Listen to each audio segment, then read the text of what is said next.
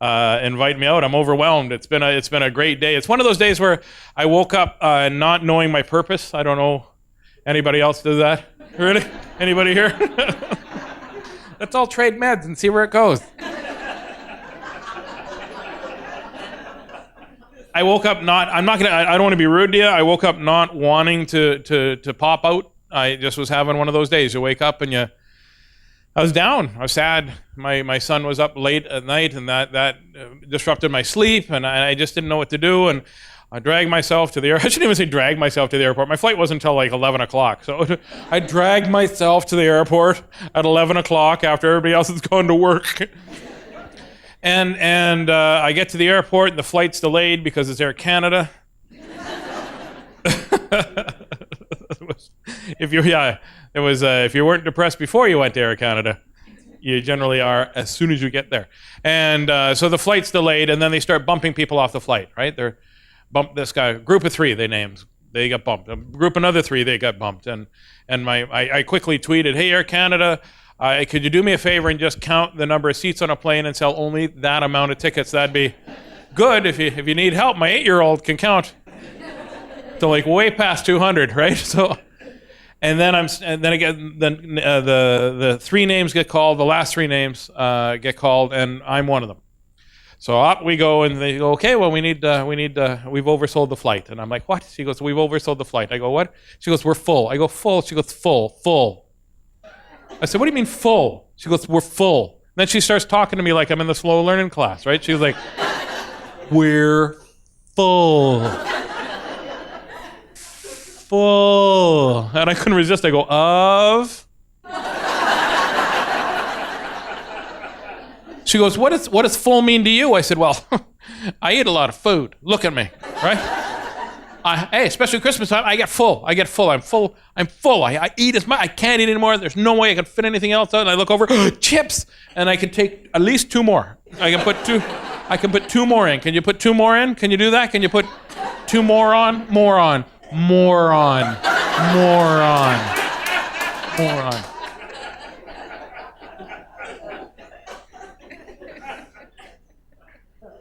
And I'm a big believer the universe will always tell you when you're on the right path. Because there was a guy that stood next to me, and he said, "Well, how many seats do you need?" And she said, "Well, we need 1 more." And I said, "Listen, I can't miss this. I don't want to miss this, right?" She goes, "We can go tomorrow. What will that affect?" Well, 24 hours, really, as if you think about it, right? How come Air Canada takes my money now and not like a year from now? There's a reason, right? So the fellow next to me goes, "I'll give up my seat." And I said, "Can I compensate you for that, dude? Thanks for letting me." He goes, "No." He says, "In 2002, you came to a school I was teaching at the time, and you gave a speech, and it changed my life. So this is my way of giving back." And so I give him a hug, and I had a little tear, and it was awesome. But I'm bipolar, and I could have just made that up. Anyway, we...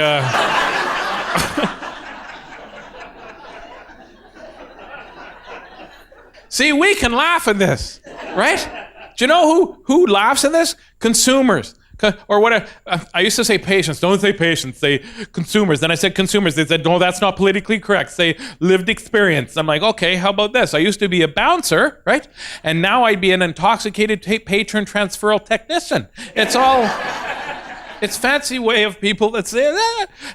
And I have bipolar disorder. That's what I have. I am not bipolar, by the way. I have bipolar disorder. There's a huge difference. I hate it when people say, "Oh, that guy's blind." No, he's visually impaired. "Oh, that guy's deaf." And then I made the mistake of saying, "Oh, no, he's hearing impaired." And my buddy Gord, who's deaf, and it's deaf, by the way, I thought it was hearing impaired. And I said, it's hearing impaired. And he goes, "No." He signed to me, "No, Tazz." He says, "You're one of my best friends, but it's not hearing impaired, it's deaf. We are a deaf community." And I said, "Oh." He goes, "But the government's hearing impaired." Let me write that down. He goes, "Are you writing it down?" I said, "No." He goes, "I can see you're writing it." I have ADHD. You know, ADD. I said ADD one time, and a lady yelled out, "That's an alarm system." What? ADD is an alarm system. I said, no, that's ADT. She goes, what's the difference? Huge. You don't want attention deficit disorder alarms. Let me tell you that straight out. There's somebody in my house and he's got a knife. I got a blue bike. My dog's name is Kevin. Bye. What? And my oldest boy's got ADD. I had to have a meeting with his teacher, which is weird because when I was a kid, we didn't have ADD. We had, what the hell is wrong? That was the medication right there. That's the medication we had. Do you have a refill? Over here. There we go, right there.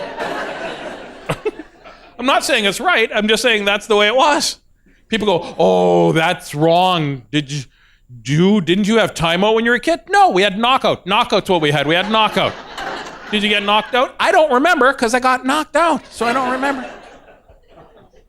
And I had to have a meeting with this teacher, which is, it was hard because I learned from meeting this lady that there are teachers who like to take and shape and mold young minds and make a difference in a young child's life. Take a child that doesn't fit in, right? A child that's struggling, whether it has the invisible disabilities or whatever they want to call them these days, just struggling, and take that kid and make them feel like they're the number one in the world in their own life, right? And take it and make sure that, you know, they have good self-esteem and good body image and understand that just because they struggle with this doesn't mean they're not good in something else. There are teachers out there. I've had teachers like that. They're the reason I'm alive and who I am sometimes, right? And on the other hand, I met this teacher and she was the exact opposite of that.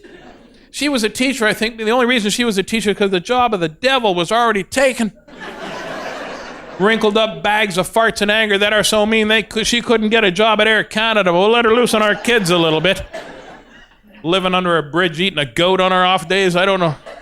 Trying to get somebody to build her a house out of gingerbread. Get the kids here too. So I'm talking to his teacher. I like the way you're all into it. She was probably. And I walked in, I went like, hi. And she's right away, your son has attention deficit disorder. Do you know what that means? La, la, la, la, la, la, la, la, la. And then something about hereditary. I don't know. I wasn't listening. Oh, I wanted to listen, but the blind was open. And it was a beautiful day out.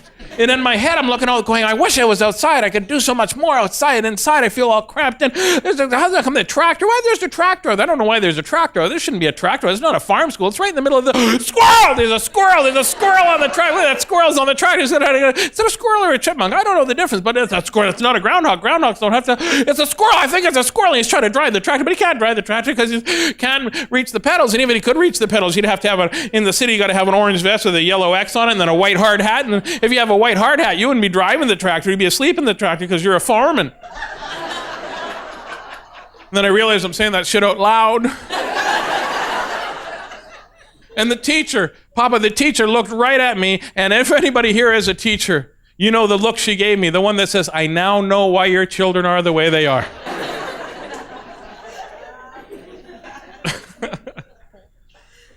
And then she looks at me and I look at her and I go, sorry, I got a little carried away. She goes, yes, this is what I'm trying to say.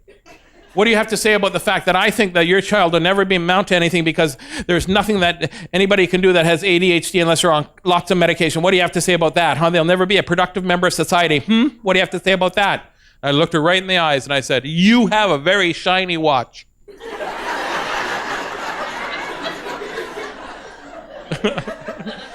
My watch has got candy in it. I have OCD, obsessive compulsive disorder, which is weird because you think ADD and OCD would cancel each other out, right? They're like polar opposites, which means that's probably why I have bipolar. The rest of me is all confused. And here's a little note for anybody, if you care. Here's what I think is very funny. The Obsessive Compulsive Disorders Association of Manitoba, the office isn't open regular hours.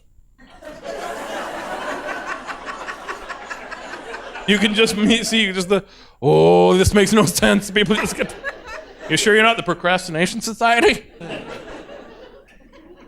I have social anxiety. I'm terrified to be in front of people. I'm terrified until I step on stage. This is my world. I control my world, right? But if I get one-on-one, just up there talking to Raj, who I quite enjoy, I think he's a wonderful person, or Marcy, my buddy Marcy, I get nervous. I almost shut right down. I'm like, yeah, I'm an incredibly shy person. You'd never know. Yeah, look at my shirt. Ta-da! You'd never know. I'm incredibly shy, and I'm terrified every time I speak to somebody. I'm getting over that slowly. I want to get over it right now, but it took me almost 50 years to get this way, so I'm thinking, it's probably not going to happen tomorrow. And I like to joke. I like to laugh. It's not a bad thing for me. Really. Some people can't handle it. Because I'll make jokes at the most inopportune time because that's how I deal with terror. That's how I deal with what scares me. I joke about it. Used to get picked on at school all the time. Fatty, 2x4, can't get through the kitchen door. Well, obviously, I can get through the kitchen door, right? What, you an idiot? You think I was born this way, right? With pants, right? So when I had my heart attack a couple of years ago, the 911 call, I thought when I made the 911 call, it was going to go something like this.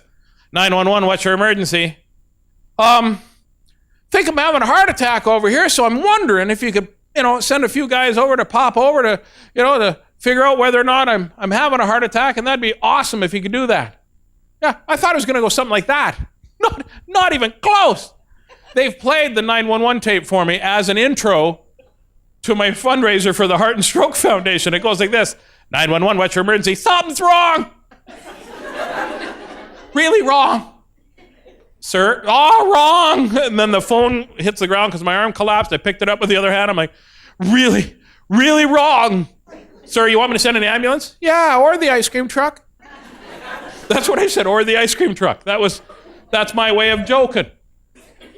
So they send the ambulance over, right? One time I said they send them over, and the one lady goes, the ice cream people? I'm like, no. Take 2 fudgicles and put them on my chest. Clear. But they'd be cold, so they'd be like, They walk in. Huh? And the first guy says to me, I got to let you know, by law, we're a training ambulance. I said, okay, I didn't see the wheels on the outside, so here we go. Thanks for letting me know. Right? He says, well, I go, what's a training ambulance? He goes, well, one of us is fully trained, and the rest of us are in different stages of education. I said, oh, which one are you? He goes, what do you think you're having? I said, I think I'm having a heart attack. He goes, oh, cool. So I know he's probably not the fully trained dude. Yeah, just a guess. Hey, just a guess. Right?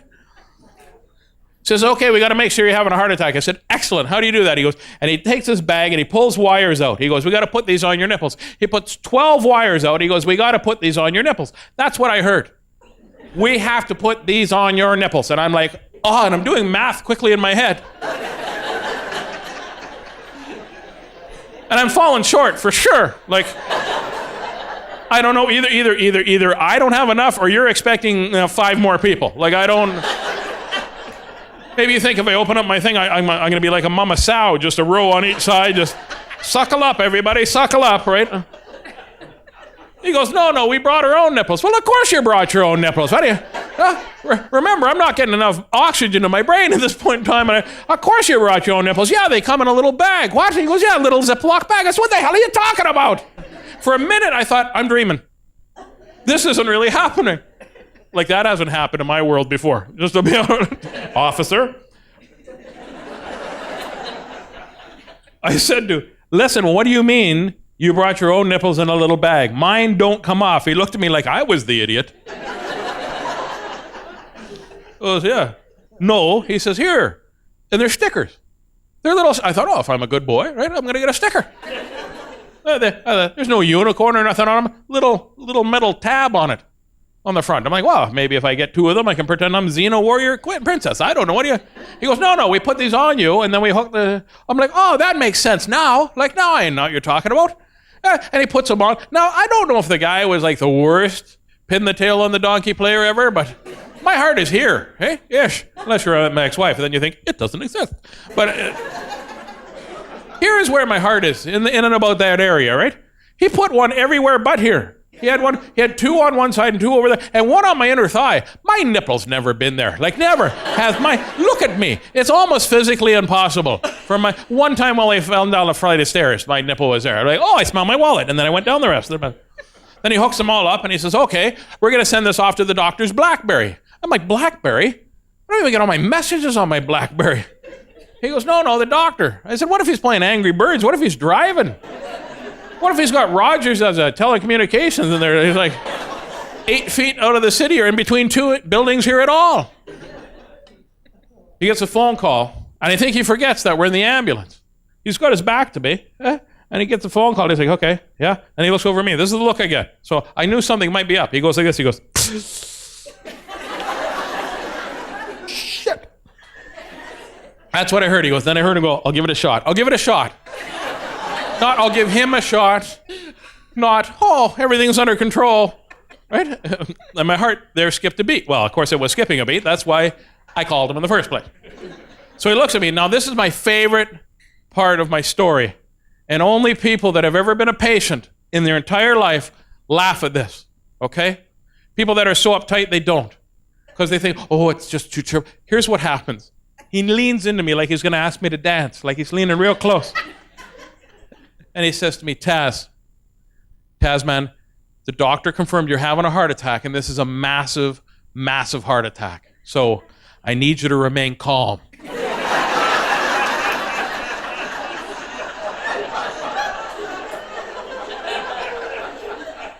I'm not going to lie to you. I was so happy that I wasn't getting my stomach pumped. Take me away. Remain calm.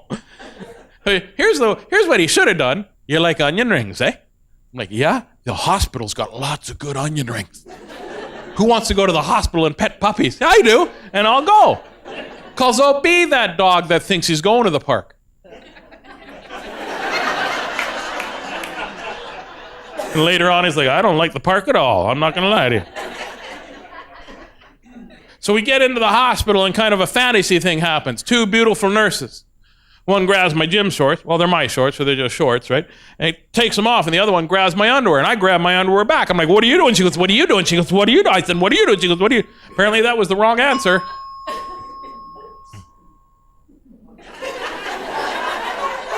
Everybody else heard that too, like, right? It's not just in my head.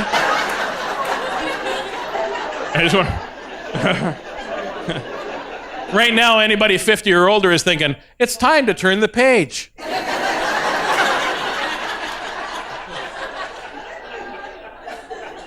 And the good fairy said, bing, bing, turn the page. Unless you had the record and got scratched, it was like, turn the page, turn the page, turn the page, turn the page. Was that an announcement or something? With a guy in the auditorium, please keep it down and stop talking about people pulling off his underwear, please. See, the nurse grabs my underwear and she's pulling and I'm pulling. Now my underwear is purple. It started out black, but it was purple. We're both pulling on it so hard.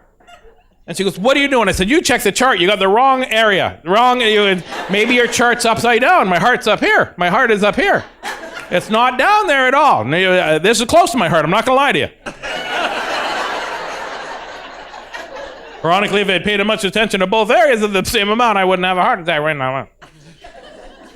The universe will always give you a sign that everything's going to be okay. Your creator, your higher power. Everybody has a higher power. If you don't believe you have a higher power, you need to find that higher power. Sometimes it's within you and sometimes it's without you. And sometimes you think you're without it, but I'm not going to lie to you. I knew everything was going to be okay because there's always that little shimmering little dot of light somewhere. Maybe not. Maybe it's a larger dot of light.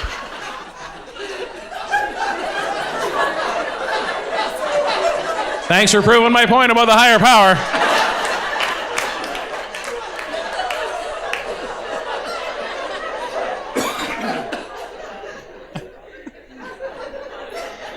Be funny just to see Raj over there with like a xylophone. Bing! It's me! It's been me the whole time!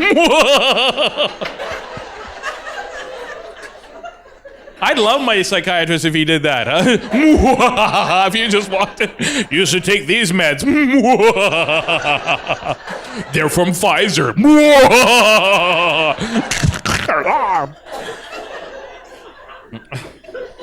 Does whoever's ringing that bell know how hard it is to be ADD and then have the bell ring and go, oh, am I supposed to salivate? What's going on? What experiment's going on right now?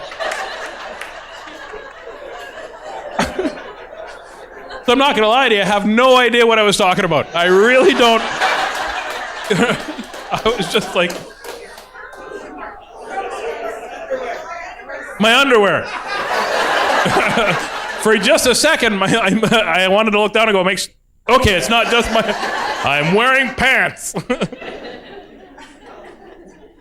Your higher power will always give you, there I am, right back where I started.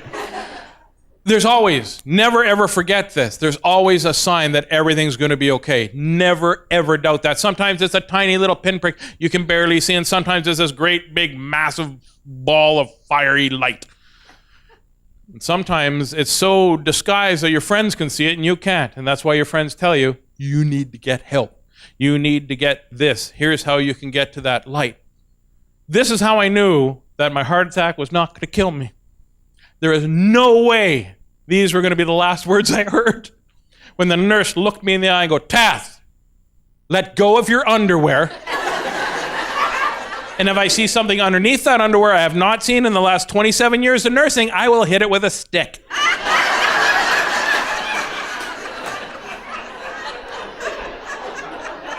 To which I wanted to say, you're going to need a bigger stick. But I didn't want to be proven a liar 8 seconds later, so I just said, I'll let go if you understand one thing. She goes, what? It's really, really, really, really, really, really, really, really, really cold in here. And I just went swimming.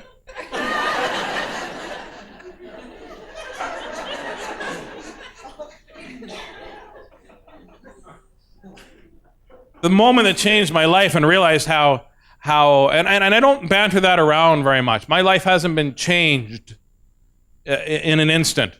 You know, people use the word epiphany. I don't know what that means, but I know. Didn't she have a hit in the 80s? I think I'm alone now. Sometimes the stories are just for me. But I had a life-changing moment when I'm in the ambulance. And if anybody doesn't think they need to fix the infrastructure of any streets in your area, you're obviously not from here. But try being in the back of an ambulance when a trained professional, a guy that's done it hundreds and hundreds and maybe even thousands of times before, tries to put an IV in your arm. Oh yeah, we hit a bump, and he goes, there, you didn't feel nothing, did you? I said, no, because that's not my arm.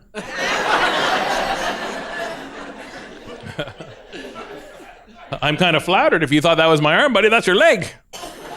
I don't know if that's whopping around like that. If you get some epinephrine in your leg, I don't know what's going to happen. And then we're driving along pretty quickly, about 70-ish, I'm thinking. I'm back of the ambulance, cruising along. I'm only 20 minutes from the hospital if I went the speed limit, so I knew I was going to be okay, I thought, really.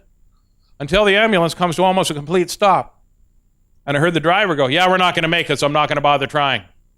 What? Right? Tell me that didn't make my heart go. I go, what do you mean we're not going to? I'm just thinking we're not going to make it. I thought I'm never going to see my boys again. My boys are my life. I have 2 boys, by the way. I have an 8-year-old and a 21-year-old because I'm so good at relationships.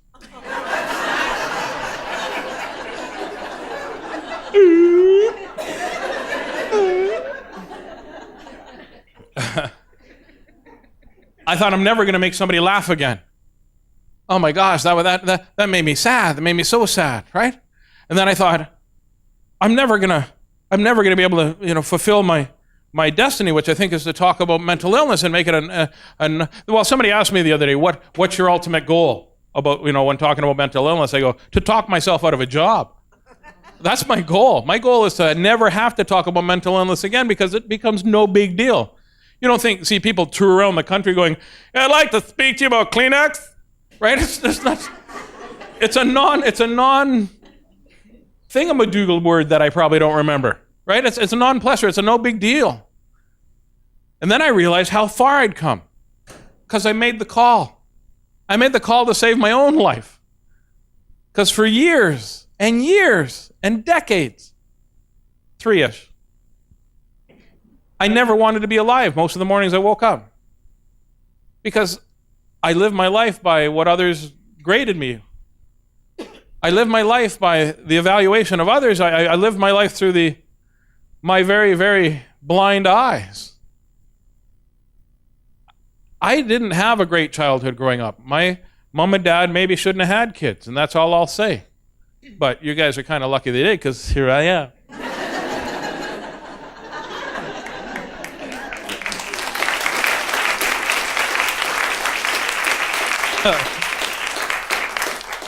They wanted me to be an only child, but they had my sister first, so that didn't work out. But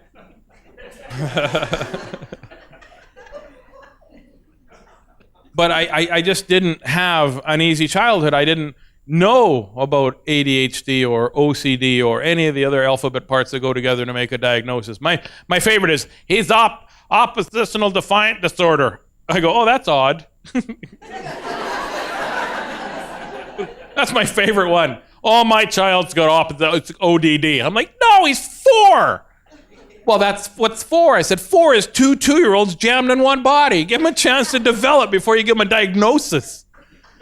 Let him run around like his ass is on fire for a couple of hours. That's fine. That's being a kid, right?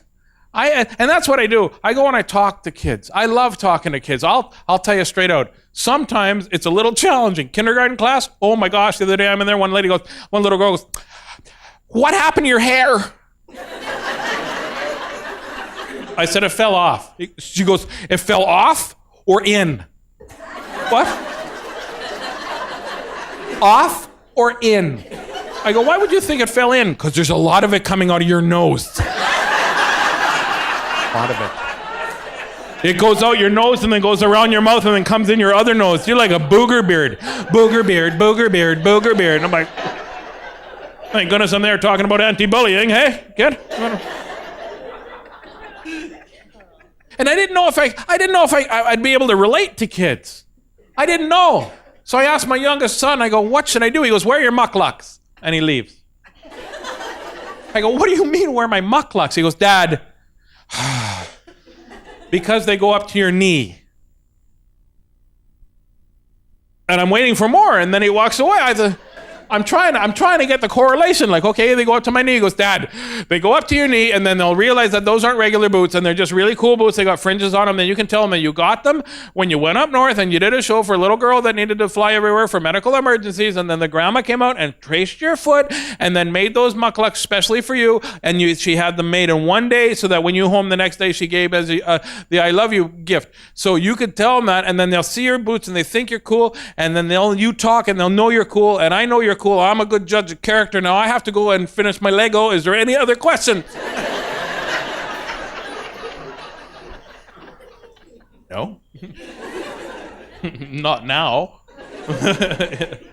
So I wear the mucklucks off to school. I go and I'm wearing the mucklucks and I'm talking to the first class I'm going to talk to. I think, I'll talk to kindergarten kids. Kindergarten kids. Yeah, that's a good idea. Kindergarten. Let's start at no, don't.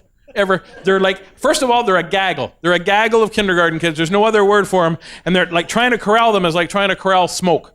It's like trying to get them all. It is, oh yeah, it's like trying to punch a hummingbird. It's not going to happen, right?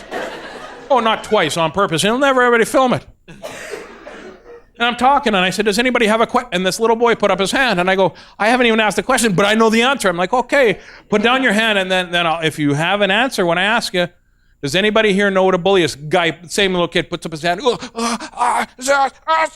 and he's turning red. His face is turning red, bright red, like really crazy red. And I'm thinking, you better not hold your breath because there's only one other exit. So I thought I'd pick him before he filled his pants. I'm like, yo, do you know what a bully is? I have a kitty. What? I have a kitty, his name is Mimu, but we don't call him Mimu, we call him that stupid cat, because you know what he does? He runs on the carpet, runs on the carpet, and then he hits a hardwood floor and he can't stop, and he hit the fridge one time, and guess what happened? He hit the fridge, and then the magnet came off. It was a fishing magnet. It's my favorite fishing magnet. It's from Niagara Falls. And then the cat ate it. I think the cat ate it because I couldn't find it, so I got my Hot Wheels car, and I held the cat down, and I was looking for it all like that. I thought, I better look in his butt, and I pull his tail up like that, and then my mom goes, don't do that. The cat has sharp claws. That's what this mark is from. And guess what? And you know how sharp his claws are? They're really, really sharp. Guess what they'll do? He can take the cat, and I hung him on the curtain. You just hang him like that. He goes, meow. because he can't move because he's hanging like that. He can't again. You know how long I'll stay there? All day. Because guess what happened? Yesterday morning I showed my sister and I went like that. I said, look at the kitty. Meow, meow, meow. That's why we call him that. Meow, meow. Because like that. If he's a dog, call him arf, but not. It's a cat. So we call him meow, meow. And he's like that. And then my mom says, you have to wear a sweater to school. I said, I'm not wearing a sweater to school. It feels almost like summertime. She goes, it's still wintertime. You still wear a sweater to school. I said, I'm not wearing a sweater to school. But because my mom's got all the Halloween candy, I wear the sweater to school. And so I wear it at school. But it's not even my sweater. It's my cousin's sweater. If it's got a Halloween like that, you put the hood down like that so you can see through the two eye holes. And it's a Batman costume. So it's awesome. But I left it on the bus. I got to go get it because I'm not supposed to wear it. My cousin sometimes he'll hit me really hard with a Hot Wheels truck. And so I came home and the kitty was still there. Meow, meow. And he wrecked the curtain. And my mom goes, how did the cat get up there? And I'm like, oh, I don't know, but I didn't know. But don't tell my mom. So I look at and my mom says, we should get that cat deboned. And my dad says, do you mean declawed? She goes, no, I mean deboned. And I don't know what debone means, but I'm thinking if you took all the bones out, they'd be floppy. You can mail it to my aunt. My aunt's got lots of cats because she doesn't have a man. My mom does. So we and then my dog pooped on the carpet. And it was a big poop. And guess what was in it? A fish magnet was in the poop.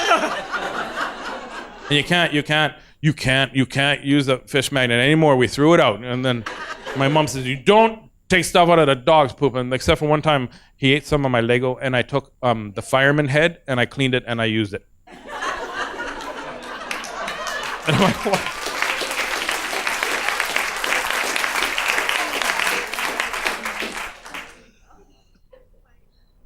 I was like, okay. Do you know what a bully is? He goes, we're going to buy fish. And then we talked about fish for like 10 more minutes. And then another little boy put up his hand. Before I knew what I was doing, I go, do you have a question? He goes, I have to pee. I'm like, what? He goes, I have to pee. I said, okay, go ahead. And he did. Right there. And he was done. He went, so okay, there you go. Now, the next class, of course, chronologically would be the grade 1 class. That's who I talked to. I talked to the grade 1 class. Now, there's only a year in between the two, but it's decades for maturity. It really is. They sat, they listened. At the very end, a little girl put up her hand, and so incredibly reluctantly, I said, do you have a question? She goes, Mr. Tazz, how did you become so very funny? Oh, I got validated by a 6-year-old. But I didn't have an answer ready. I was so proud of myself that I was able to make kids laugh, because that's who I want to connect with. Because I don't want kids to go through the same thing I went through, not alone, not unprepared, not without the knowledge that you have every tool in your tool belt you need. So I said, it's because I'm not very good at math. She goes, what? I said, it's because I'm not very good at math. Some people are good at math, and some people are good at spelling, some people are good at art, some people are good at, music, and some people are good at sports. I'm just very good at being silly. I don't care if it's 40,000 people at a country fest or one person by accident at the gas station. I don't care. I like making people laugh. She goes, but you're good at everything because you're an adult. And I thought, teaching moment, ming, ming, ming, ming, ming. Where's the bells now? I have a teaching moment. So I looked her right in the eyes and go, love, let me tell you something. Just because I'm an adult doesn't mean I'm good at everything. There's hundreds and hundreds and thousands of things I'm not very good at. And this little boy in the front row, little blonde-haired, blue-eyed, Children of the Corn looking kid. Looks like he's designed by Disney. Just these big blue eyes. Just looks up at me and goes, like running. You're probably not very good at running. The teacher shows up like she's a ninja. She was just there. She goes, I'll have a talk with him. I'm like, no, I don't want you to have a talk. No, I'll have a talk with him. No, I don't want you to. Well, he wasn't being rude. He wasn't being facetious, if I knew what that meant. He wasn't being a bully. He wasn't being anything. Right? Papa, right there, you can see me, right, sir? Right? Marcy, you can see me in the back, right? Camera fella, you can see me, right, brother? Okay. Any of you ever think, I wonder how many marathons Tazz runs in a year? No, you're thinking, he has a gravy boat and 2 straws. That's it. You know I'm not good at running. You can look at me and go, running's probably not his forte. Yes, I know. I can lift stuff, I'm strong, but I'm not going to get... Here's the deal. If I'm walking towards getting ready for work, and a half a block away, the bus is there, guess what? I'm late for work.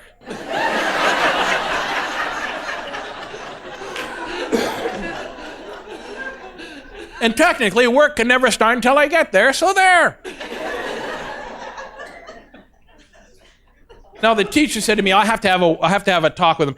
That's the key phrase. I have to have a talk with him. Not he needs to hear anything.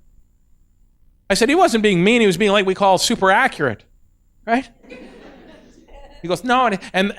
She said, well, it's because he spoke out. I said, no, your job isn't to teach kids not to speak out. Your job is to encourage them to speak out and speak their mind and speak their emotions and speak their feelings, but teach them the appropriate time to do it. That's where your job is. You're not there to, to tell people not to do stuff, right? You're there to educate them when to do it. Because we don't want our kids to be scared to say things out loud. Everybody in this room, before we got help, if you need help, if you don't need help, you still might be in denial. How many were terrified to let anybody know of their diagnosis or even to be afraid to be diagnosed? Anybody? Yes. There you go. Because why? Shh. Don't talk. No, shh. That's not, no. Don't air your dirty laundry. Well, I'm not going to lie to you. I haven't had a shower in 3 days. They're going to know. They're going to know, right? Our job is to set an example for everybody that needs an example set for young children, older people. Doesn't matter. We're going to make a difference in the world. 16 years ago when I first started talking about this, I got hate mail.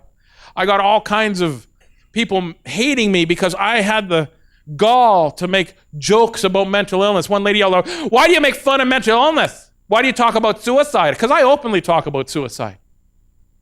She goes, well, I said to her, listen, because if we talk about suicide, even if I pisses you off, you're talking about it. Talking is knowledge. Knowledge becomes education. Education becomes prevention. And we prevent the number one killer of teens today, next to accident.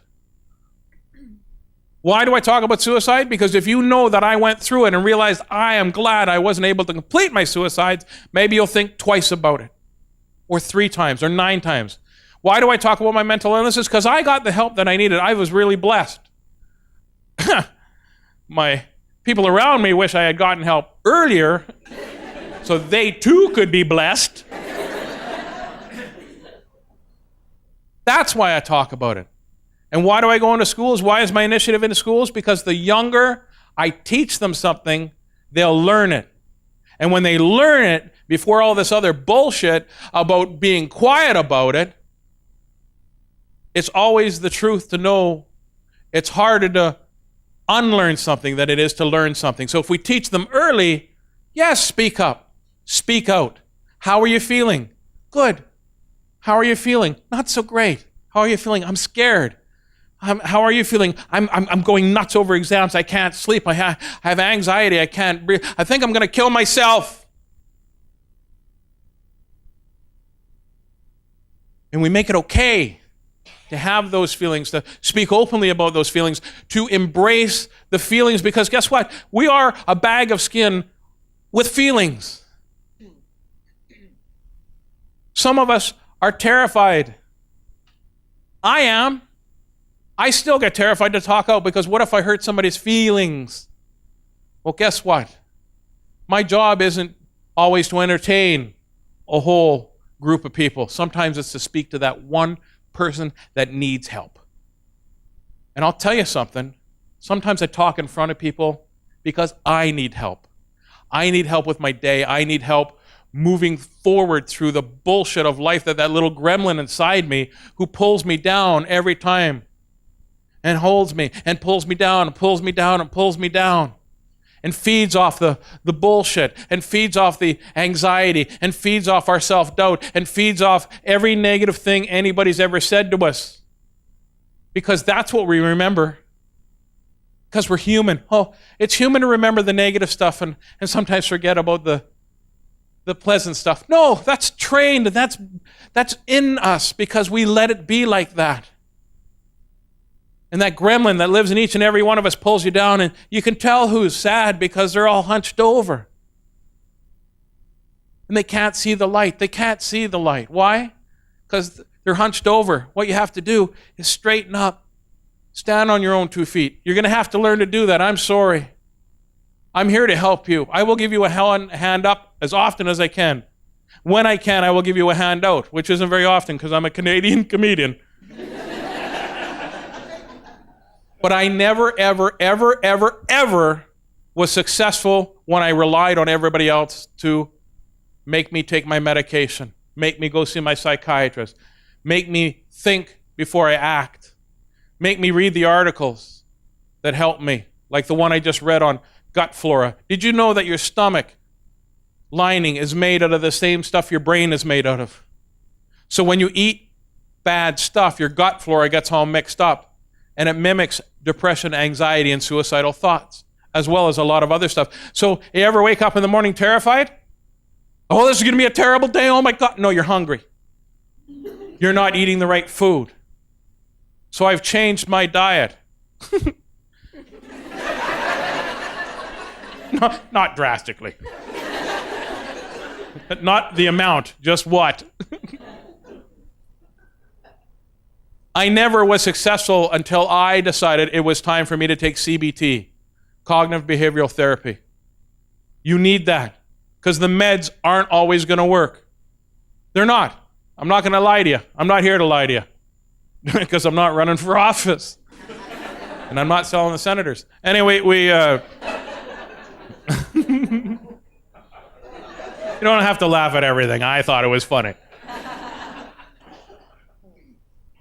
When you become self-reliant, your life will change. When you, I don't know how to say this without hurting somebody's feelings, it's your life. You have to embrace it, warts and all. Talk to the person you see in the mirror the way you would talk to your best friend. You would never say half the crap you say to your best friend, the same stuff you say to yourself. Oh, you're an idiot, right? You stub your toe, you're like, you're an idiot, and then you get mad at the couch. Ooh, really? It just is what it is. Take your medication. Clonazepam is my best friend. I love the Pam family. If you don't know what it is, it's a little tiny, about the size of an ant's nut. Hey, this tiny little piece of medication, and it works awesome. I'm not going to lie to you. You're like, oh, it's anxiety. Oh, I can't take it. Oh, you put it on your tongue. Like 2 seconds later, like, but the magic dragon lives by the sea. You take two, and you're like, what a wonderful world. I see fields of green, penguins of white. Is that a unicorn riding a bike? Time for me to have a nap. Be honest with yourself. Be honest with your caregivers. Be honest with your family. Be honest with your support group. Be honest with yourselves and your psychiatrist. How are you feeling? I'm going to tell you. Write 5 names down. This is what I tell the kids to do. Write 5 names down. 5 names of people that you know love you, that you can call. And do this when your mind is healthy and happy. Because when your mind is cloudy, you forget how many people love you. And you write down those names. And names of people that will listen to you. Pardon me. Not names of people that are waiting for their turn to talk. There's a huge difference. We have those people in our lives. You're talking about something and then they went, when I was 9, my dog ran away. How does that even fit into what I was talking about? That's not about you. It's about me today. And have those names in your phone, in your purse. I used to have them taped on my bathroom and in my kitchen. And in my bathroom, it was right underneath. It had the 5 names, and then it said, go to sleep. You made it through the day. It's a struggle sometimes. But guess what?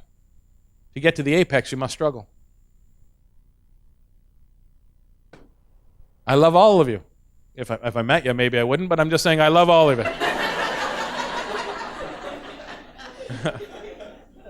I love my boys. That's why I'm making the changes in my life. Because I deserve to be happy, and so do they. I have a tattoo right here. This is, I love you so much, Daddy-O.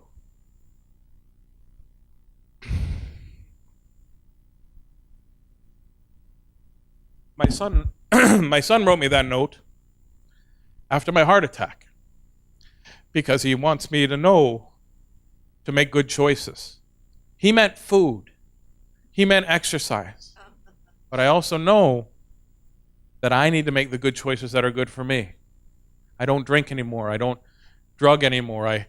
They said, oh, you don't self-medicate. Yeah, look at me. I do. I now self-medicate with food. But I'm trying very hard to fill that void that I self-medicate with self-pride. You should be proud of yourself every morning you get up, every morning that you take that step forward, every morning that you think you can't and you can. Mother Teresa said, the good Lord will never give me more than I can handle, but sometimes I wish he didn't trust me so much. We have a tool belt. It's full of every tool we're ever going to need to make our lives successful. The biggest tool we have that we forget we have is the ability to ask for help.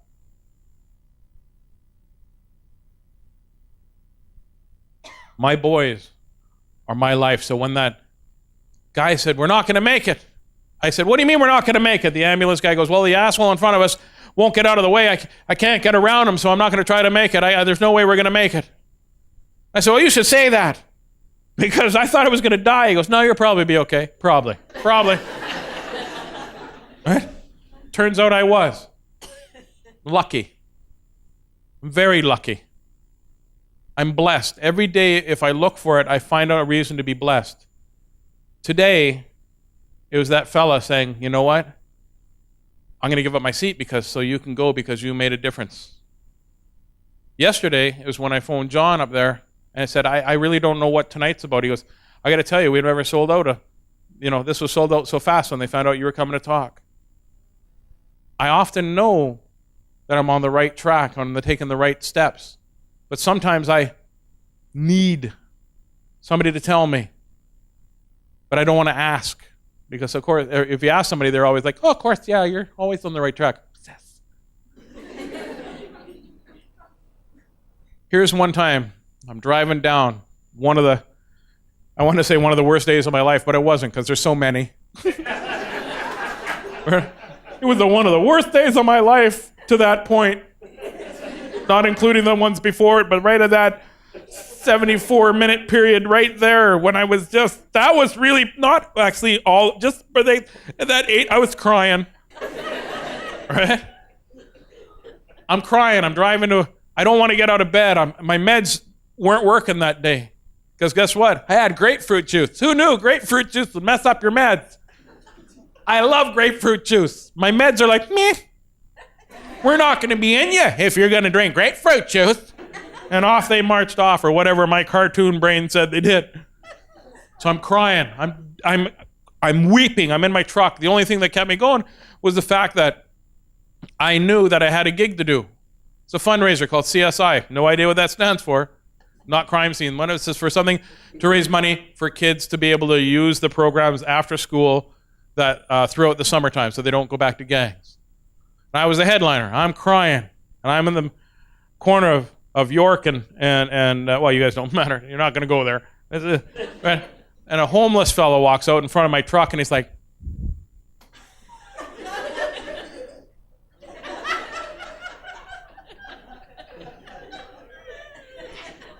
I'm like, oh, what's this dude's problem? And I roll down the window. He goes, difference, man. You make a difference, Big Daddy Tazz. You came and spoke, and I'll tell you, you talk about mental illness, I got a mental illness, and you make me feel good about who I am, and I don't even have a place to live. I love you, man. Walks away.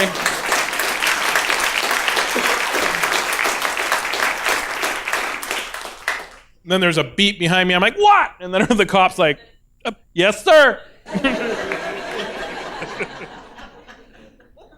I joke about what scares me. I joke about what scares you. I joke because when you're laughing, you don't realize you're being educated.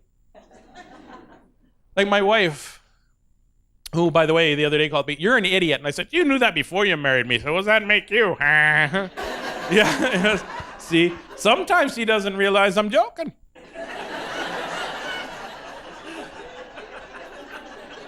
So I realize she's angry at me, so I send her a text. I don't send her I love you because everybody says I love you, I love you, I love you. It's almost meaningless. So what I said, because I wanted to be a poet, I wrote, there was a lady from, no, I wrote, I wrote, you make me want to be a better person. Thank you.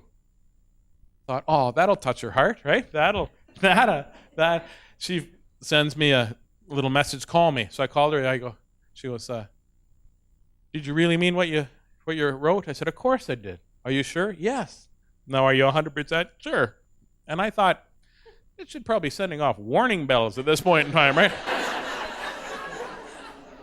I said, of course I am. She goes, read your text, which I probably should have done before I hit send. I wrote, you make me want to be a better person, thank you. My thumb didn't hit the K. You make me want to be a better person than you. Surrey, find me florist. A florist. Calling Boris. Not florist. Flowers. Flowers. Austin Powers was written. You're an idiot calling your cell phone. What? Hello?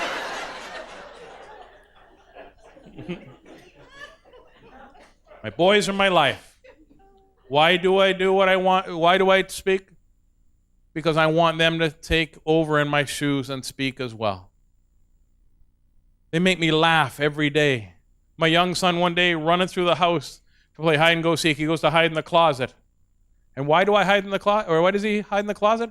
Because I could never find him. He must have thought I was the worst hide and go seek player ever. Because I could never find him. Why can't I find him? Because when I walk by that closet, he'd jump out and scare me. And I'd be like, "Whoa, whoa," and make a big deal about it. And he would laugh and laugh and laugh and laugh and laugh and laugh and laugh and laugh until he cried. And I held that in my heart and that sound in my brain for when I was depressed, because there's no better sound in the world than a child laughing. Except for the one time he was over at his ma's and I had changed the doors out for sliding glass doors. Mirrored. Which, yeah, they look open all the time. He must have piled into that at about 70. And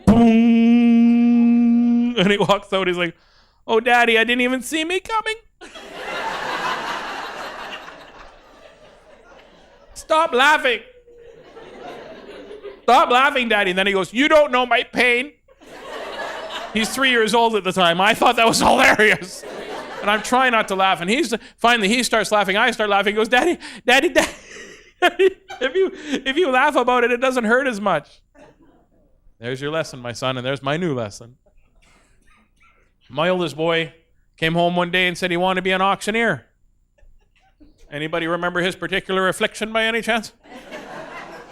He's got ADHD. I don't know what kind of auctioneer that's going to be, but I'm going to be there every day to find out, hey? We're looking for 25 to go. Who's got 25? 25 bid? 25 and 30. 30 bid, 35, 35, 35 bid. 35 bid. 35 bid, 40. Who's got 40? 40 anywhere. 35 bid, 40. 40 got you at 35. 35 bid, 40. 30, 40. Sorry, got you at 35. 35 bid, 40. Sorry, you're bidding against yourself.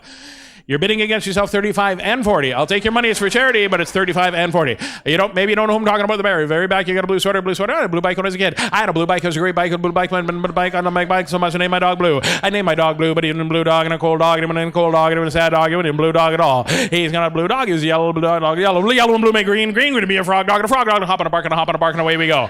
I like pudding. Pudding. I like pudding. A big bowl yellow pudding. I thought it's a big bowl yellow pudding. Pudding, not pudding. My dad said it's not pudding. I said it's pudding. I want a pudding. I'm trying to pudding. I go to try to. My dad's going to try scooping out. Scooping out hot mustard. It wasn't pudding at all. It was hot mustard. It was really hot. Hot mustard. I got no downstairs left. I don't know what the bid is. I wish my dad was here because I'm ADD. I wish my dad was here because he's 40. 40 bid.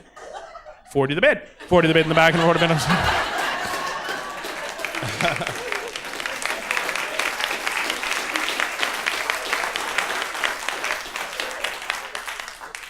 You're stronger than you believe. You really are. You're stronger than other people believe. I live my life by one quote all the time. The rest of the quotes always sort of flit in and out of my life, but the one quote I heard, and I don't remember when I heard it, but it stuck with me even before I had children.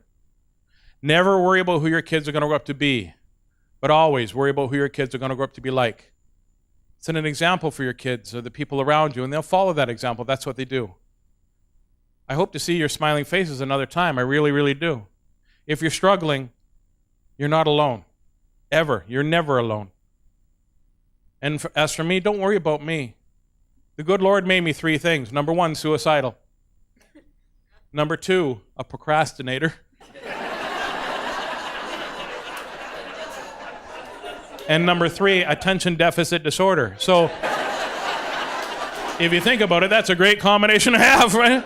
My life sucks and I'm going to end my life right now, but I don't have any rope, so I guess I'll get that tomorrow or the next day. The Flintstones are on! Lots of love to everybody. Thank you.